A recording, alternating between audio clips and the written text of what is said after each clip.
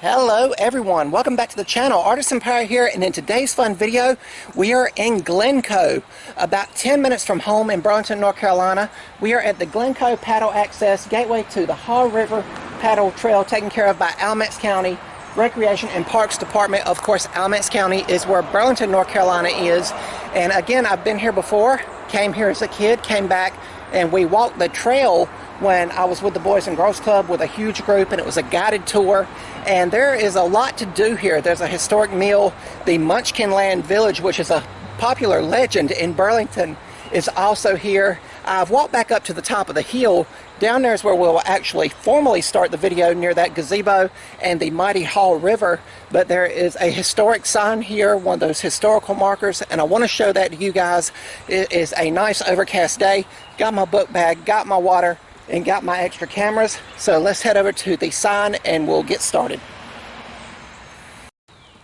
And here we have the historical marker here. I always love stopping and getting pictures of these. Glencoe Mill, 1880 to 1882, incorporated in 1880 by James H. and William E. Holt, sons of textile pioneer E.M. Holt. The Holts are a powerful family in the Burlington and Alamance County area. The last water-powered textile mill developed by the Holts produced napped cotton cloth, flannels, and woven plaids, employed as many as 500 workers at its height, closed in 1954, acquired by Preservation, North Carolina in 1997.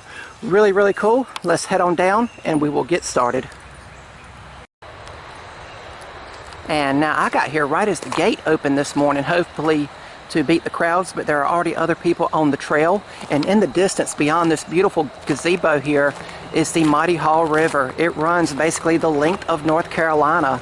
And here is some information here, and you can see the kayak trail that they have here. And again, Graham, Burlington, Elon, Haw River, Mebane, all of this is kind of encapsulated in Alamance County where I'm at. Of course, I am in Burlington. I do a lot of stuff in Graham and now Mebane with the Mebane train display. But here is a sign, and I will back up a little bit and let you take a picture of this if you guys would want to, or pause it. There is information pamphlets, and there is a Glencoe Village virtual tour. You can scan to get started. I will hold it here momentarily for you guys, and we will continue on. And this is a mighty river, and I have seen it flooded in the past. Land donated by George and Geraldine Nall in memory of Dr. Stephen K. Nall, 2007. We will go right here, and there's park benches, trash receptacles, and you can see where the trail will go that way. We are going to go the opposite direction in a little ways before we move the vehicle on farther down to see the dam and the village. But here is the mighty Haw River. See, looks like a heron over there. And we come across that bridge and we came down the access road here. But we will begin the trail.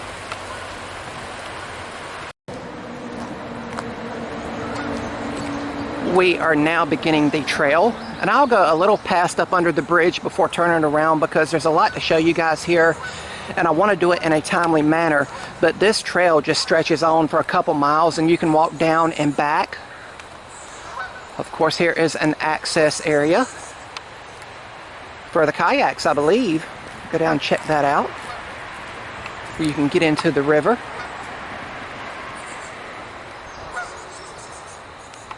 That we will go on through. And the trail is marked, as you can see the reflectors there. And now I am out here of my own accord. I came out here on a random day to film, and I came out here by myself. Now, being a guy, I feel comfortable doing this. I would never want no one to come out here and be uncomfortable. I would always want them to be safe and feel safe when they're out in nature. So if you're more elderly, or if you're a female, maybe please bring someone with you just so you can remain safe. We are now up under the bridge we drove over to get here.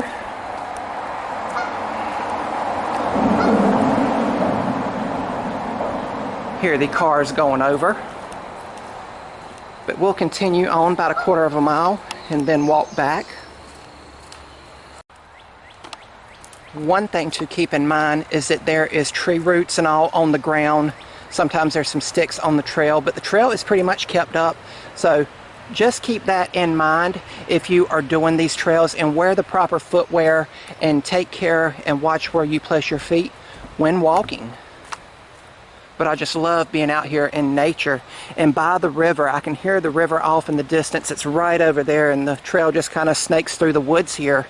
And anytime I'm near water, it relaxes me, it calms me down, makes me feel better, and just gives me a sense of peace and tranquility.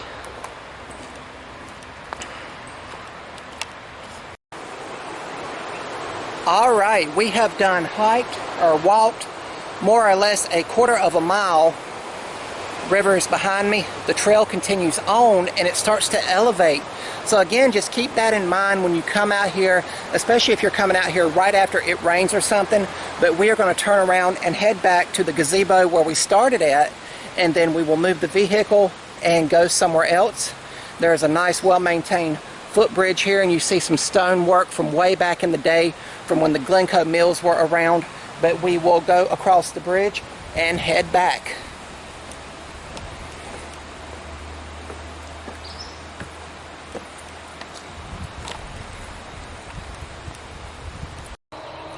We are now back where we started at the gazebo at the bottom of the hill where we came across.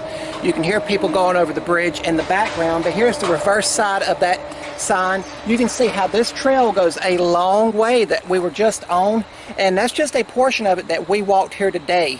And I just want to let you guys know that if you're avid hikers, backpackers, you know, people that like nature trails and stuff like that, or especially want to see some birds or stuff like that, especially some fish out in the river. I got close to it and seen a few fish in the river, but really, really cool. What we're going to do now is get into the vehicle, and we're going to move a little farther down this way. We went this way to go up under the bridge on the trail. We're going to go this way now and see part of the mill, and hopefully the dam is active and it is flowing. So let's go.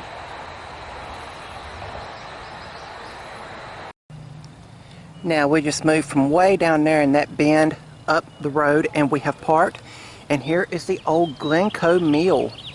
It's a historic mill, has a lot of historic value. The river is right on the other side. I don't know if you guys can hear it, but here is the mill, and there is Glencoe, the mill buildings. There's some historical markers here. Power wheelhouse and turbine right here, I guess for the water power. Picker house and dye house. Really, really cool. And I'm going to pan around. Nice old historic water tower. And there you see Munchkinland. Now there is a legend that surrounds this area. There you see the Textile Museum. And Glencoe is on the National Register of Historic Districts. But really, really cool. We may or may not drive up through here. We will see. Here we will have another historic marker at the foot of the water tower, or information board rather.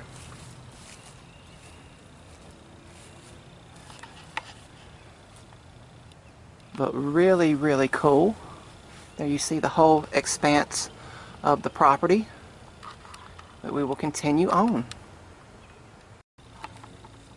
Before continuing on this little tour in this video, the house behind me and the adjacent houses that are down this road here were all built in old mill style houses, and they were an active, thriving community. But when the mill, which is across the street in front of me here behind the camera, closed in the early 50s, the houses and all became abandoned, and then it became a local spot or hangout for teenagers back in the day, you know, Lover's Lane type deal. Well, then an urban legend started being born by the parents, saying if you go to Glencoe, the Munchkins will get you. The Munchkins live in the old abandoned houses where people would come and they would say they would throw sticks at you or chase you or rocks. But it did its part in scaring the teenagers from coming up here. Now later on down in the years, they decided to redevelop this and make everything historic and bring all the houses back to their former glory. But that is the legend of Munchkinland, and you can look it up online. I'm sure it will describe it a lot better than I have here. This is just what I quickly know about it, just right off the top of my head. And of course I did a little reading before coming out here. But just so you know, there's little urban legends and like that and all that really build a town and really builds the lore of a town. Really, really cool. Let's continue on. just stepped up to the historical museum, and they have these free brochures you can get, and this is a map of everywhere. And we originally started down here at number 11, back in here where the kayak entrance is, and done part of that trail. Now we are back up here at number 1, where I've just picked up this brochure, and they have a lot of textile history in there. If you guys would like to see, just plan ahead and make sure they're going to be open. But where I want to finish the video and wrap up is up here at the historic dam that generated the power for the mill out here. So what I want to do is get back in the vehicle and move again, but I'm going to take you guys on a loop of Munchkinland. Again, that is a huge legend in the Alamance County area, and it scared people away from here for many, many years until in the 90s they started rebuilding it and restoring all the old houses and opening the mill and some of the buildings up for private tours. You can get tours here, and you just have to plan ahead and ask the people. This place is ran by Burlington Parks and Recs and Alamance Parks. But let's get in the vehicle and we'll move one more time and tour Munchkinland and head to the dam.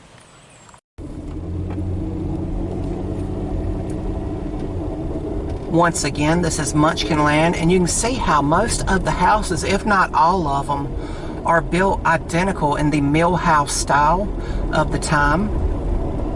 But again, a long time ago, this was a great hangout spot for people to sneak off to, you know, like that type of love stuff and everything, and just people daring each other to go in the houses back in the 60s and all, when everything was derelict and everything. But they have taken great pains to restore everything. And we'll go on a loop here. We'll make the turn up here on the left, being careful of the guy on the bike here.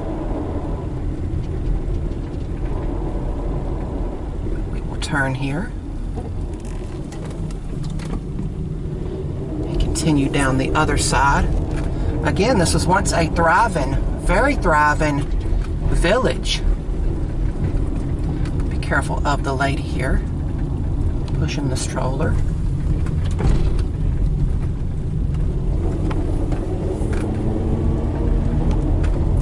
And we will continue on.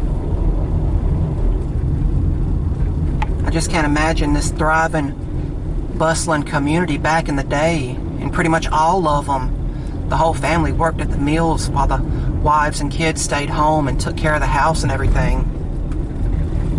That's a bygone era that I doubt will ever come back again. But we will now head on to the historic dam. We just came down this road here, and here is one of those informative plaques. Grist Mill and Dam Site. Here we go. There you see an old classic photo of it with the water wheel and everything. But here is the current dam now, and you can hear it in the background. And now this gate stops vehicles from going around, but you can freely go here, and I've done ask for permission to be here, and you can go by the gate. Now once I get up here, I doubt you will be able to hear me talking, so I will just let the camera do the work, and we'll probably come back to this location to wrap up the video.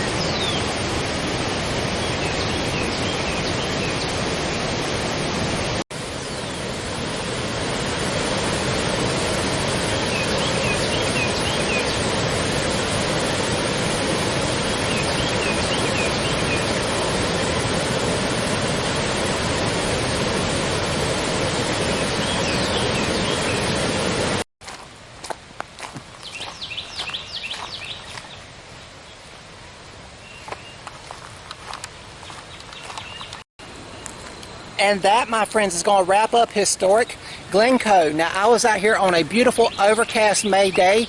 It wasn't really hot, so really no chance of getting dehydrated. I do have my water with me, and my backpack is back in the vehicle, which is where I'm headed now to head back home. And I can start editing this video for you guys, but I hope you've enjoyed this tour. Again, it's a lot of history around this area, especially in the textile industry, so I hope you guys can respect that. I've got maybe another 1/8 of a mile to walk back to the vehicle, so I'm just going to take in the nature. If you're new here, please subscribe to the channel, and also follow me over on Instagram at Artisan Pirate. Links to all my social medias, as well as ways to contact me, will always be linked in the description box below these videos. And if I can find any information or sites to link back to what we covered today, especially like the Parks and Recs department and everything, I will also leave that link down in the description box below. That's about all for this one. I hope you've enjoyed today's adventure, and remember guys, if I can make it or do it, so can you. I'm the Artisan Pirate. Take care, and I'll see you guys real soon.